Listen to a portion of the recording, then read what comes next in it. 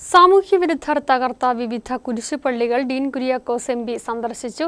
ക്രമസമാധാനം തകർക്കാൻ ശ്രമിക്കുന്ന ക്രിമിനലുകളെ കണ്ടെത്തി മാതൃകാപരമായി ശിക്ഷിക്കുവാൻ സർക്കാർ തയ്യാറാവണമെന്ന് ഡീൻ കുര്യാക്കോസ് പറഞ്ഞു. രാത്രിയുടെ മറവിലാണ് ബൈക്കിലെത്തിയ സാമൂഹ്യവിരുദ്ധർ കട്ടപ്പന 20 ഏക്കർ, ഇടുക്കി കവല, പുളിയമല, കമ്പമട്ട്, കൊച്ചറ തുടങ്ങിയ ഇടങ്ങളിലെ കുരിശുപള്ളികൾ എറിഞ്ഞു തകർത്തത്. ക്രമസമാധാനം തകർക്കാൻ ശ്രമിക്കുന്ന ക്രിമിനലുകളെ കണ്ടെത്തി മാതൃകാപരമായി ശിക്ഷിക്കുവാൻ സർക്കാർ തയ്യാറാകണമെന്ന് ഡീൻ കുര്യാക്കോസ് ആവശ്യപ്പെട്ടു.